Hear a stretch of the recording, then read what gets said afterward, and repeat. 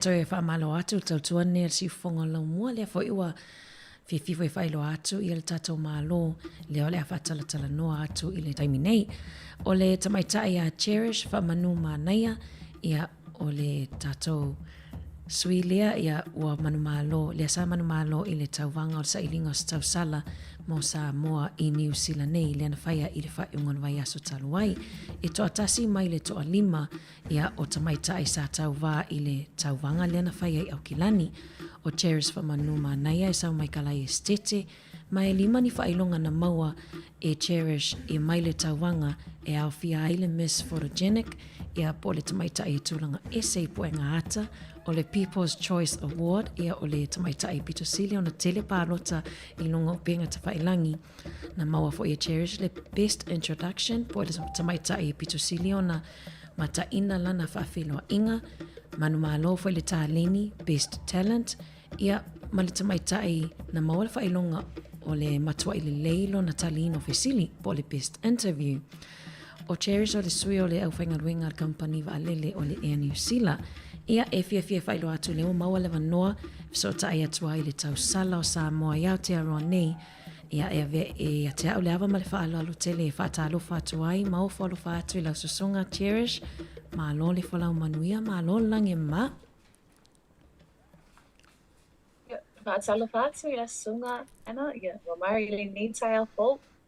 Ma alo. Whaatalo whaatu po i le whiunga le ali i pule. Ia a whamasanga te alu mo resi hon wa malo le au whainga menga ali. Si fufonga lau mua. Malo se fuonga lange ma. Ma lo lava soifua wa e lalele mai le nei tai au Cherish ai le i aloloa le tā whatalatala noanga ia e avea ia ue whai masui o le ofisa whaasala lau nei o le siufonga lau mua ma le au whaafonga mātou te whaamanuia, congratulations ia i le whaapaleina fo i o oe i le pale o le tausala o Samoa New Zealand nei ia ai watu le nei awa noa e te whaailoa i fo i lau tangata o utua a whaapea fo i awhio anga e te susu mai ai. Ia whaatalo whaatu i le paia ma le mamalo Samoa o whaafonga mai i le nei lau mua mai so se tafa la langi. Whaatalo whaatua atu fo i susunga i whawhiangainga ma o tō whalitua ai mai sele tapua inga o nei tamā ma tina matutua o lo whaafonga ma tapua i mai i mauta ma lawa o la tō whali. Talofa, talofa lava.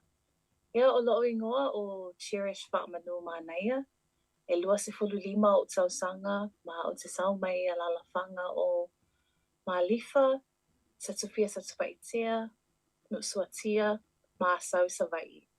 Ia o matua o Lina Manaia, ma ka alipo Manaia, ma o lo whainga luenga nei i le New Zealand as a flight attendant. Whaftai. Ma lo whaftai Cherish, ma lo whaaya e ainga, ma lo whaia i awhio anga tele o awhio anga tele tato au whafonga le mafuta mai ia o lo mita mai ia i lau tau mawhainga. Ai o la whanga solo ta whatalatala noanga i whaiona e whamatala o aina whaosofianga o e te tau vai le tau vanga o le Miss Sāmoa New Zealand pe o sau miti fo i lea na e moe miti ai mai lo lai titi. Whaftai ana. Ia o le mai lava i lo la ititi. Game me whai e te o wila i Samoa, and even up until now, o te nofo lava i lunga le TV mo mata o wa. Like hoping that one day I would be one of those girls standing up on the stage talking with confidence in front of thousands of people e le ngata i totonu i Samoa ai mai sifo le lalo langi atua. So it has always been a dream of mine. Lea whatua whatau. Mana ia ese le matango fie. Cherish o le tā ua fo ile ia o launga ngana Samoa. Peo se tasi leo o vaenga na piki mai fo i le tauwanga. Le taimi lava na le ana e manumalo le Best Introduction.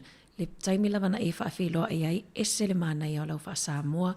Taimi o lau tā lini o lau tā lini na whai o lau tau talanga wha Samoa. Mwhaiona e whaasoa i le tā ua foi o le tā ua o launga ngana Samoa i ate oe o le tamaitai Samoa i New Zealand nei. Well, I'll say e matua tā ua lava. O wā o lea tato te au mau mai I isi atu nu'u tatele ona nofo I tātou lava atu nu'u I Samoa, where we can actually adopt and learn more of our anga nu'u ma le tātou ngangana. So to me, living away from home, from Samoa, it is a must for me to always learn more and to encourage myself and to other girls. Te tau lava ona tātou malama ma o au pea tātou wha Samoa ma le anga nu'u awa o ina o le tātou whasinomanga le ina. Whaktai ana. Moni lei e se le matangofi o lau tali whasinomanga i se tāu o le vaenga whaftai, Cherish. O ala ni au porkalai me foi lea whaanga solo po ni au tiu te tau ave o oio le tau sala o Samoa I New Zealand nei le wa a mata o na whaanga solo. Yeah, that is actually a good question. Because o le fatua I moni. le tauwanga. So far, yeah, e leo mauti noa mai loa lelei ia tūlanga na. Moni. Yeah, le fatua tau no mai foi lalo nei ia. Sa'ole. Once I know more of that, then I will get back to you. Whaftai le ai I lea whaina.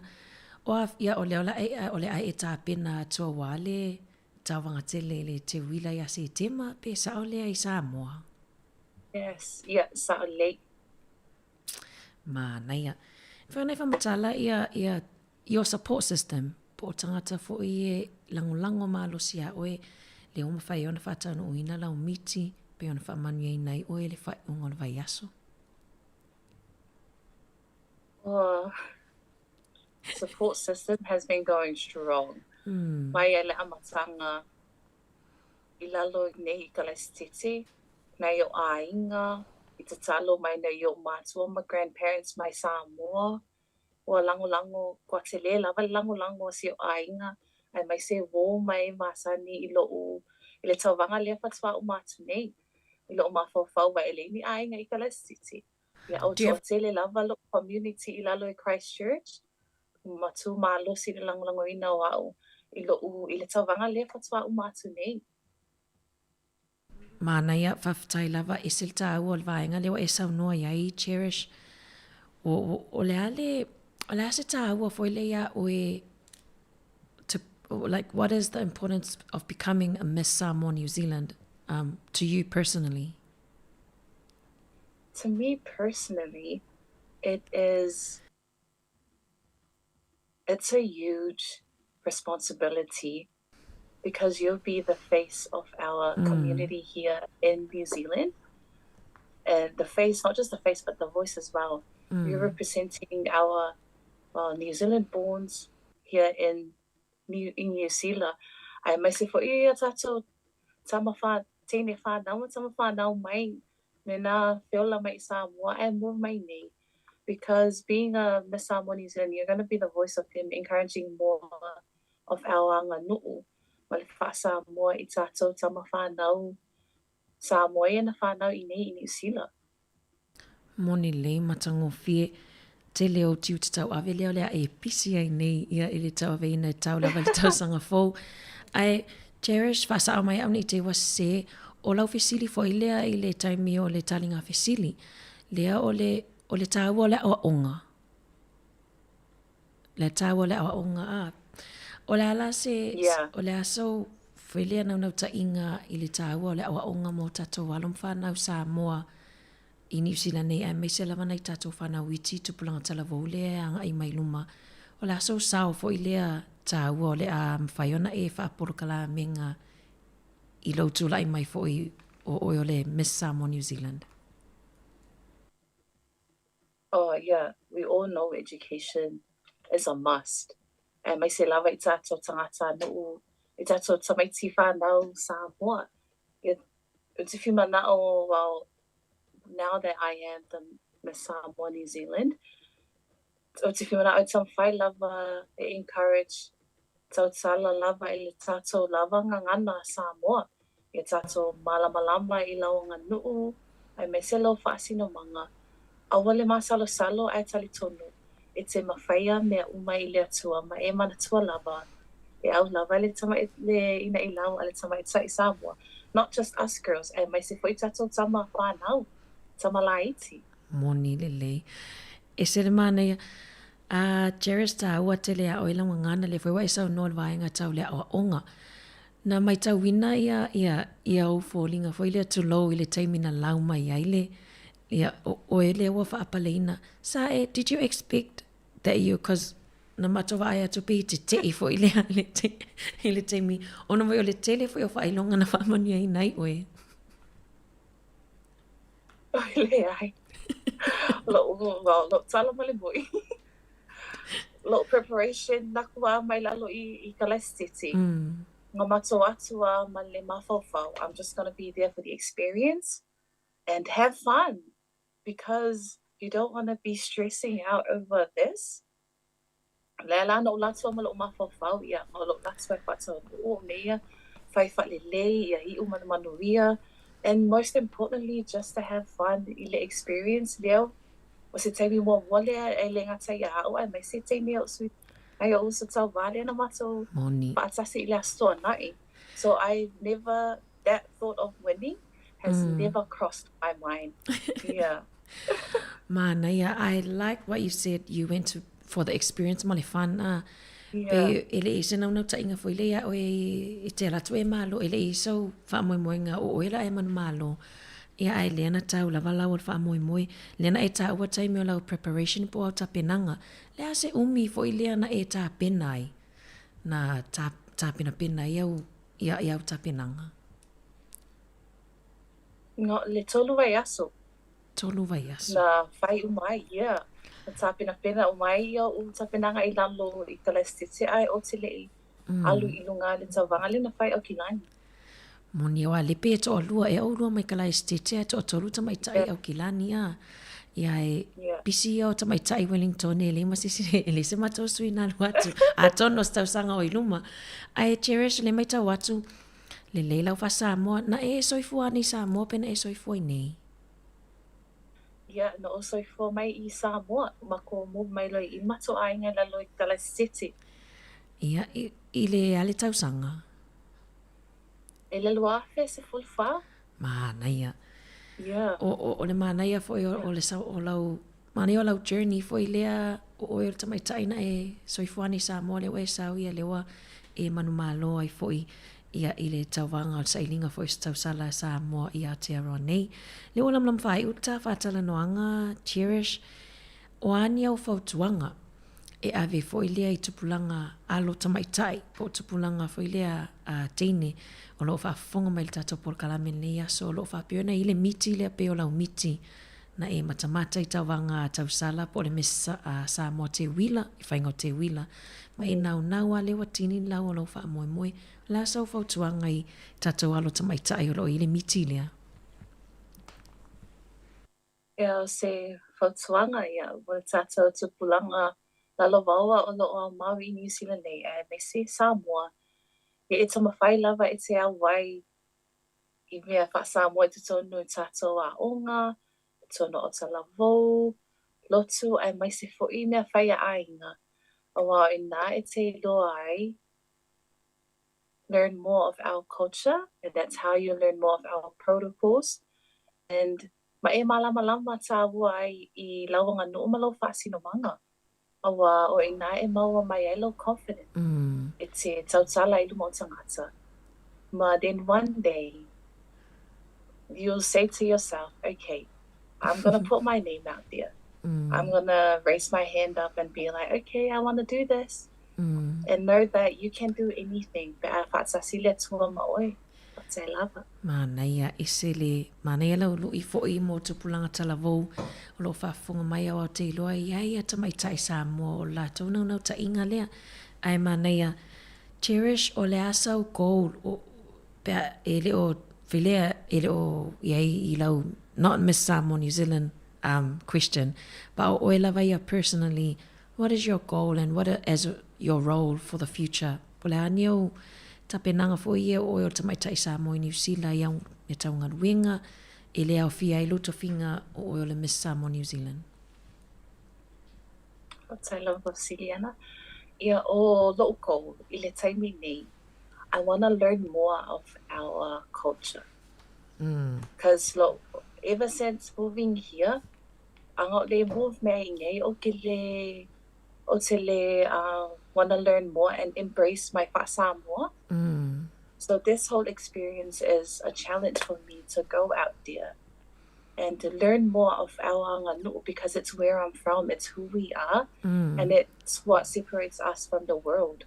So yeah, o lo go na mule nei, well, for now, Yeah. ole fia toi malamama atili, ma learn more of who we are as not just Tamaitai Samoans, but as Samoans. So yeah. Whawhtai, I se tā walo whasino manga ia te oe te mita foi oe te Tamaitai Samoa. So we're very proud of you, Cherish Malo lava. Ia ai, awatu lava noa lea Cherish e mamoli foi ni o lo whaanga foi ia mo na iau ainga, o ia wo, ia manisi foi o lo fia mamoli e o lo whaanga ili nei vaenga o le tae au. Yeah. Mamoli atu ia lau whawhitai tele, le whianga le li pai pule a masanga mo resi, ma si whonga lau mua mo le amana ia foi o lo nei tangata whatau waa. O no le amano matu ina mai mo le nei whatata noanga. Whatai foi ma tapua inga a Samoa le lau mua, ma so se vaenga o le kilope. O no a o tau tatalo, e le o manui ai whai pa so se tama whanau a Samoa. E le ngata i New Zealand nei, so se mai le lalolangi atoa. Moli atu foi o alofaanga i na o ainga, po mai masani, ai mai se la tapua inga si o watu no pele Samoa. Ia whamanga lo foi se upu o sala, ma le tatu maali i la o tau whafunga. Ia o tau alofangia, ia mana tuane lo nei, tāta whata wa ia o tau talo, o talo sanga, a wale wha moe moe o loma nei, e sa ilinga o se tau sala Samoa i Samoa, ia malo wha alo alo. Whaftai. Malo whaftai Cherish, ia a vea i fo ia au e whai ma sui o le au whainga ruenga po le ofisa whasara lau nei al siufonga lau mua, ia whapela au whafonga al siufonga lau mua mo le toileanga ngā whaftai lava, mo le whamanoa ina fo e le taimi fo e te whai stato whaataltala noanga mātou te o wholo whatoi foi, mo le atoa mātou whamanuanga o le a mātou tapuai, Cherish a wau oe le o whai masui o New Zealand atoa o le a mātou tatalo tapua ia wau whaiva ia i le tāpena atu fo i male alo whaiva atu fo i awa le tauwanga tele i Samoa po le Miss Sāmoa pageant mo le te wila le tausanga nei ni masina o i luma manu iau tāpenanga ia tarusia tātou toi whiloa i fo i se aso o i luma ai me le whionga le li pule ma le au whaafonga mātou te alo whaatu mo oe manu ia fofuanga tuto le nei aso whaaso i fua ia. Whaaso i fua, that's right.